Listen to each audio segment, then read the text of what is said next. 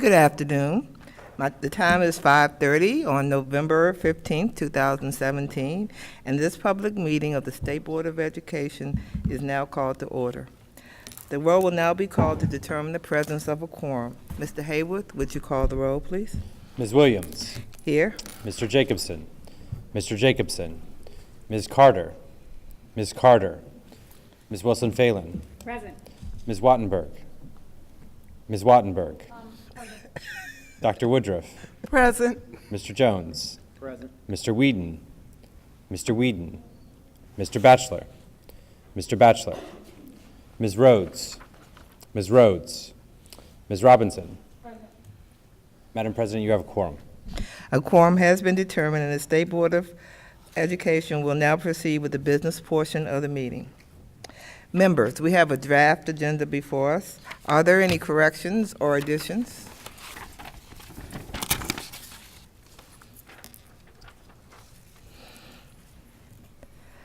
Seeing no changes, I would entertain a motion to approve the agenda. I second. So moved. Oh, so moved. Is there a second? The motion has been properly moved and seconded. I will ask, all in favor say aye. Aye. All opposed? The motion has been approved. Members, we have the minutes for our November 6th working session before us. Are there corrections or additions to these minutes?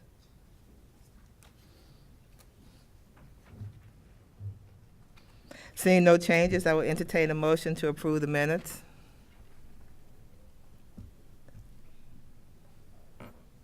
So moved. Second. I second. All in favor say aye. Aye. All Aye. opposed? The motion is approved. Good evening. My name is Karen Williams, Ward 7 Representative and President of the State Board of Education. On behalf of the members of the District of Columbia State Board of Education, I want to welcome our guests and our viewing public to our Wednesday, November 15th public meeting. The State Board typically holds its regularly scheduled meetings on the third Wednesday of every month here in the Old Council Chambers at 441 4th Street.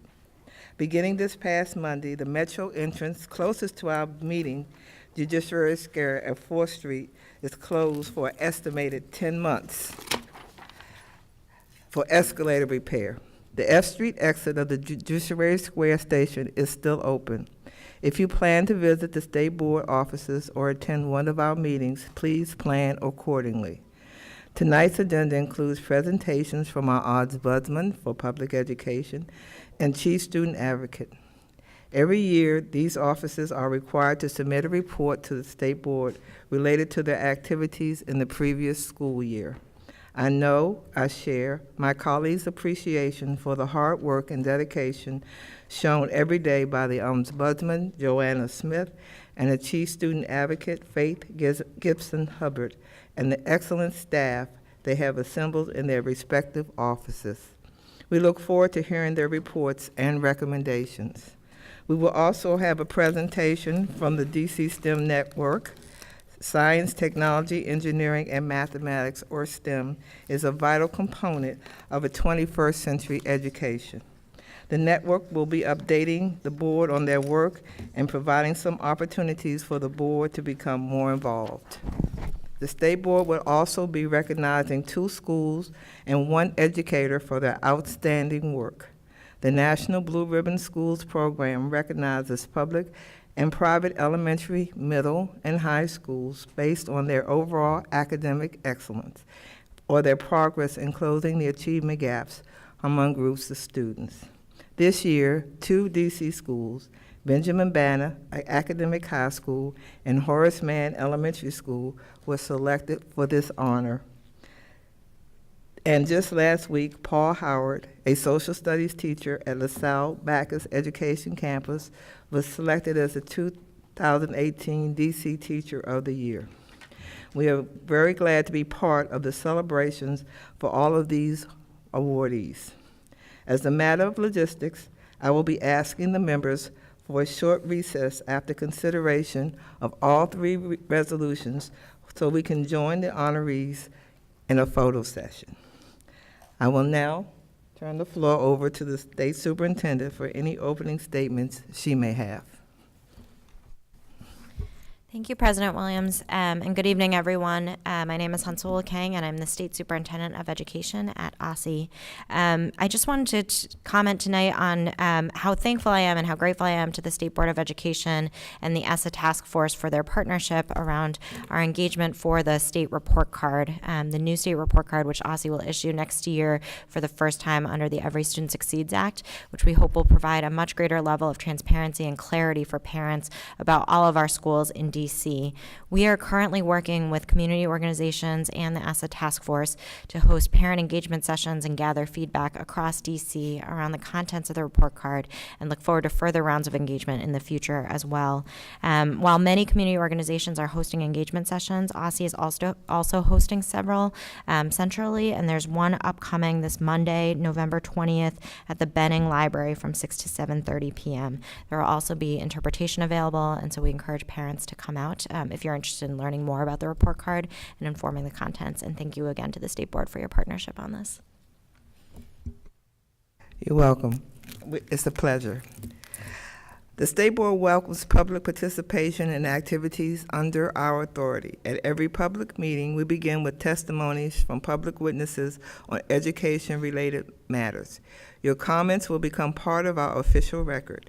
If you are a member of the public and would like to speak at a future public meeting, please contact our staff by email at SBOE@dc.gov or by calling 202-741-0888.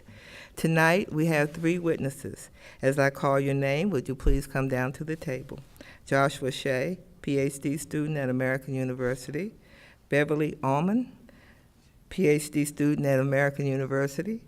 And Laura Fuchs, Washington Teachers Union Executive Board and co-chair, DCPS teacher, and Ward 5 resident.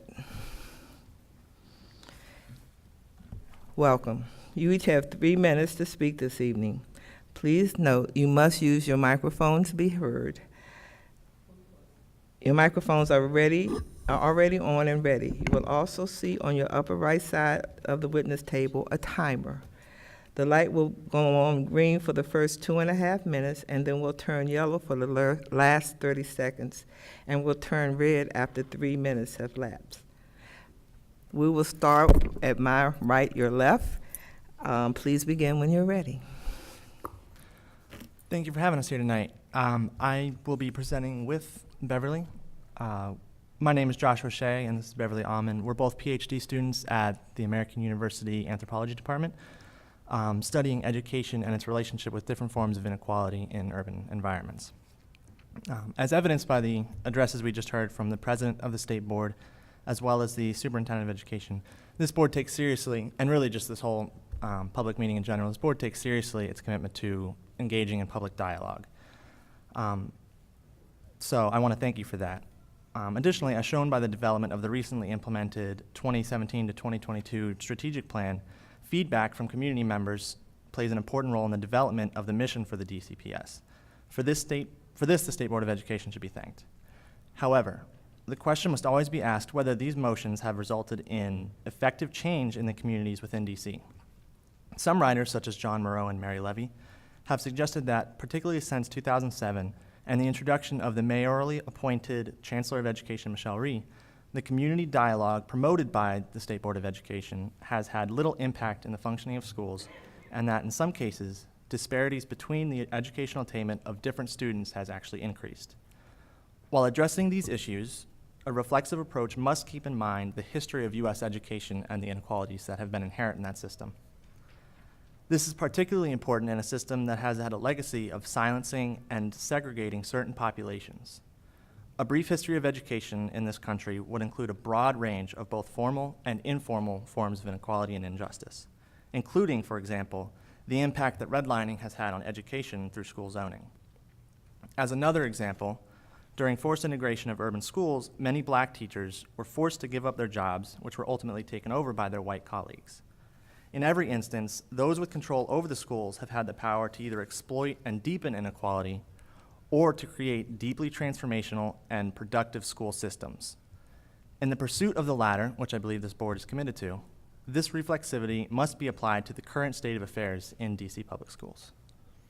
The shift to mayoral control in 2007 has led to many changes in DC public schools over the last decade.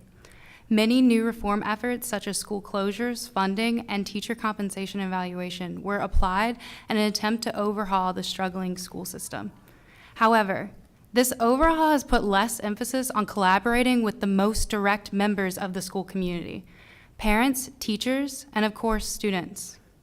This has put distance between the policymakers and the people on the ground experiencing these challenges every day. Elizabeth Davis, president of the Washington Teachers Union, recently described this top-down approach as putting up a wall between the school system and the community. Top-down approaches weaken potential gains from education reform by putting too much emphasis on results without considering the root factors that need to be addressed. The same factors causing teachers to underperform are the same factors constraining growth where success is found. Simply relying on quantitative data to identify underperformance does not illuminate the complex problem that holds the school system back from achieving maximum impact. It also alienates the key community members that have the potential to give the greatest insights. These community members are especially important for students that have been historically marginalized and underperforming. Most of the large improvements in test scores in the district have taken place in more affluent wards in Northwest DC and among the white middle class. Students of color and low-income students have increased very modestly, and in some areas the achievement gap has stayed or even gotten worse. This is where it is most important to understand what is happening in the schools at the micro level and collaborate with the community.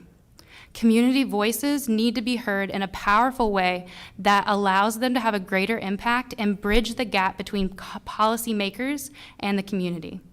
The recent implemented strategic plan would be more effectively accomplished if its mission if the voices of the marginalized by this top-down approach are given more attention. With this history in mind, and with an understanding of the marginalization that has been a result of top-down approaches made popular in DC since 2007, we believe that the Board of Education would better serve the community by implementing a community-based research and advocacy paradigm. This would mean seeking out the voices of those marginalized by the current outreach methods, which encourage participation from some, but not all, community members. Those who, through experience, have been taught to be wary of researchers and government programs would not seek out participation in surveys. And these are the very people being left behind in the current rhetoric of school success. But by implementing more ethnographic and specifically targeted research, we believe the board could both gain a better understanding of the varied needs of different communities within the district, as well as create opportunities to advocate for those communities in meaningful ways. Because for some, dreaming big and boldly will only be possible after their immediate educational needs are recognized and addressed. Thank you for your time.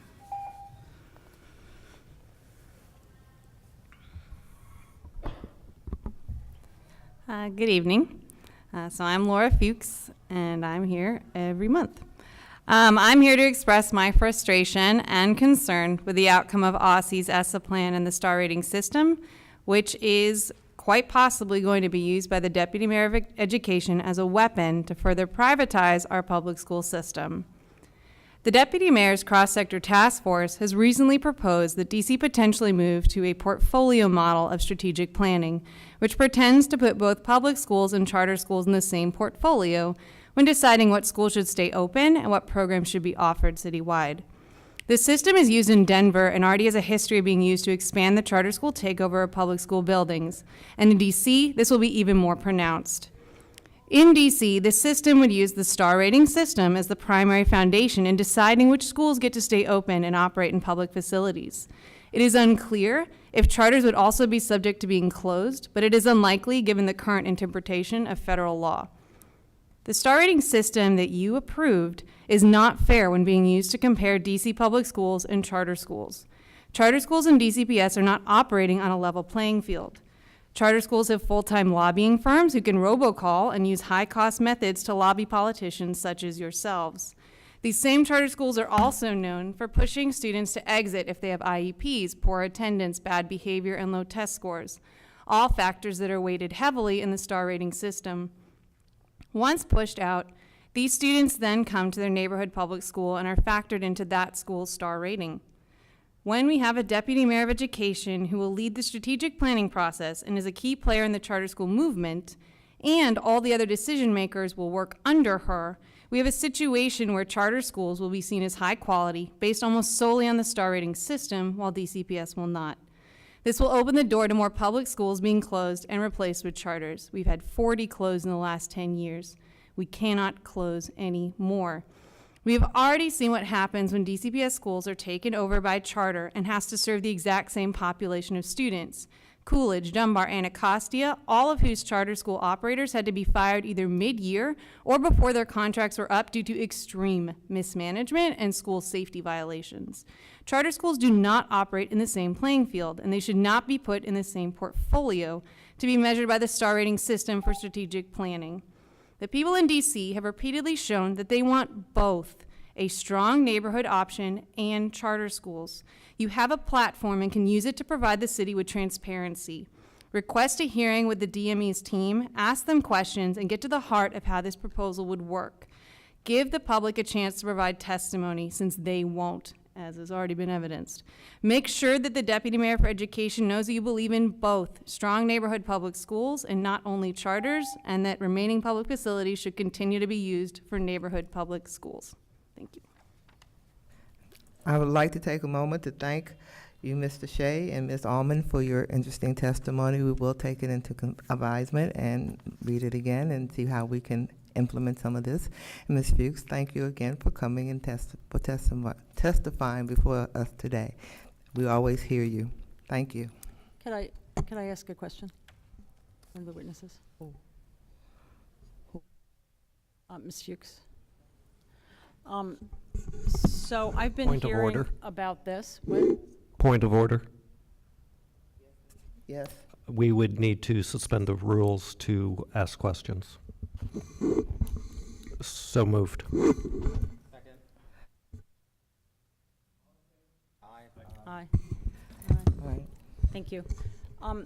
So I've been hearing discussions about what's coming up in terms of what you're describing, and I just want to convey my concern that there is this process happening, and there is certainly rumors and some reasons to believe that part of the way in which schools would be closed down would be through the star rating. And going way back, my concern with the star rating has been, whether it charters or DCPS schools, that because so much of the rating is based on test scores and not growth, that it would have a really disproportionately detrimental effect on the highest poverty schools. So I'm sympathetic to what you're raising. I don't understand it fully at all, and I would encourage my board members. I think the idea that we ought to ask people from the cross-sector task force and from the deputy mayor's office to come and talk to us about what the implications of this would be, and to encourage public input on it, I think is a terrific idea. And I know Karen, I believe, is on the cross-sector task force and might have more to say, but I've definitely been hearing about it, and I am definitely concerned. Thank you for bringing it to us. Thank you. Next on our agenda is a consideration of a ceremonial resolution honoring Mr. Paul Howard, our 2018 Teacher of the Year. I'd like to thank Mr. Howard for making the time to come here tonight so that we can thank him directly for his dedication to our scholars.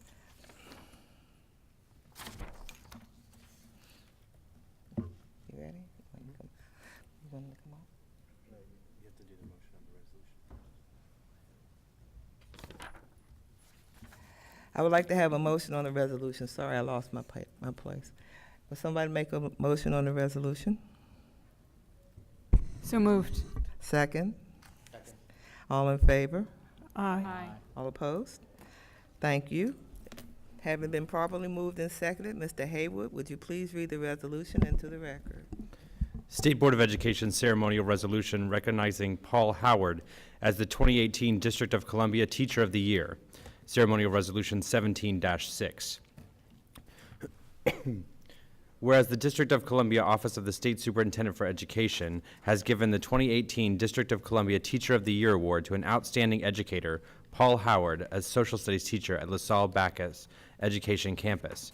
Whereas the DC Teacher of the Year must be a current pre-kindergarten through 12th grade District of Columbia Public Schools or public charter school classroom teacher. Whereas the DC Teacher of the Year receives a $7,500 unrestricted award and an additional $1,500 award for conference travel, workshops, and professional development.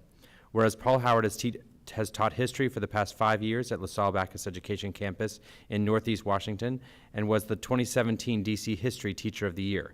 Whereas Mr. Howard has demonstrated outstanding leadership and commitment to student achievement in accordance with the award's guidelines.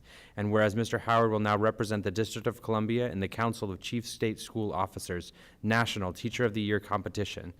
Now therefore be it resolved that the State Board of Education wishes to commend and thank Paul Howard for his exceptional dedication to the students of LaSalle Bacchus Education Campus and to congratulate him on the receipt of the 2018 District of Columbia Teacher of the Year Award.